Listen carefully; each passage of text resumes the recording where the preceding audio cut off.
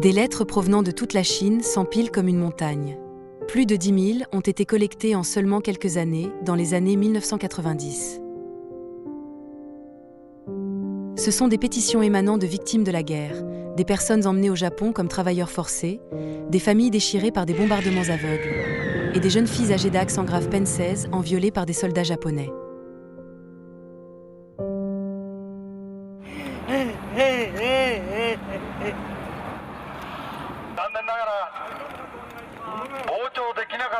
Pendant des décennies, ces victimes n'ont jamais renoncé à leur droit de demander réparation au Japon. Et dans un modeste bureau de Beijing, cet effort se poursuit, discrètement, avec persévérance et contre toute attente.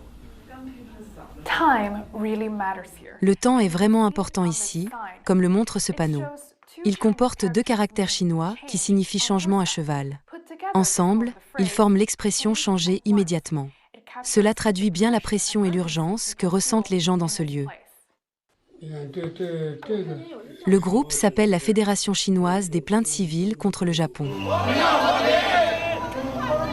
Né d'un mouvement au début des années 1990, il soutient que le Japon doit reconnaître et indemniser les civils chinois qui ont souffert pendant l'invasion de 1931 à 1945. Cette urgence s'accentue à mesure que les victimes survivantes disparaissent et que la perception de la guerre évolue au sein de la société japonaise.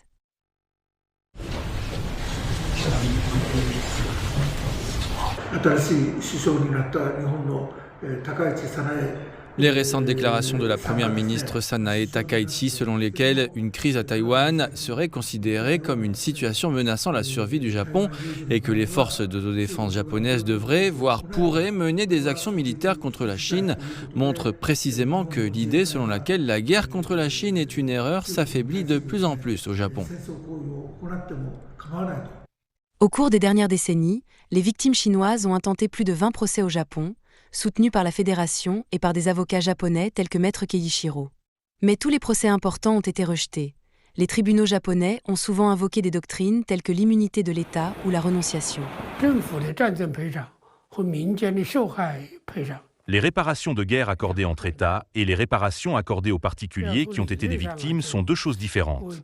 Même si le gouvernement chinois a renoncé aux réparations de guerre entre États dans la déclaration de 1972 sur l'établissement des relations diplomatiques entre la Chine et le Japon, il n'a pas renoncé et ne peut renoncer au droit des victimes chinoises à réclamer des réparations au Japon. C'est pourquoi nous réclamons depuis des décennies des réparations au Japon. Dans quelques cas, des paiements limités ont été obtenus de la part d'entreprises japonaises individuelles, mais ils ont généralement été présentés comme une aide humanitaire et non comme une indemnisation légale. Pour la partie chinoise, cette distinction est importante.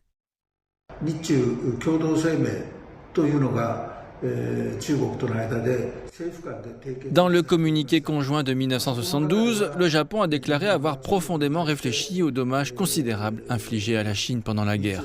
Mais en réalité, depuis lors, le gouvernement japonais n'a pas donné suite, qu'il s'agisse de reconnaître son agression, d'aborder le sujet dans les manuels scolaires ou de présenter des excuses et d'indemniser les victimes. Rien de tout cela n'a été fait.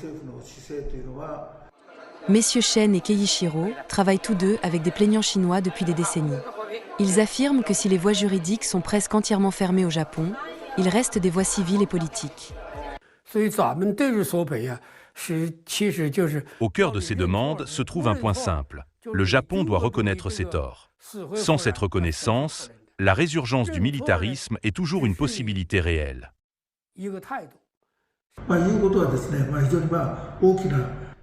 En exigeant des excuses et des réparations pour les abus commis pendant la guerre, les victimes chinoises soulèvent des questions au sein de la société japonaise et appellent à la réflexion. Et aujourd'hui, pour empêcher une nouvelle guerre, elles continuent d'agir.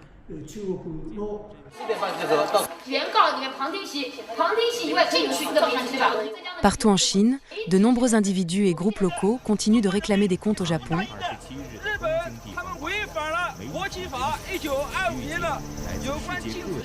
Allant des survivants des bombardements de Chongqing et du massacre de Panjayu à ceux qui documentent la guerre bactériologique menée par l'unité 731. Et cette demande de responsabilité n'est pas propre à la Chine.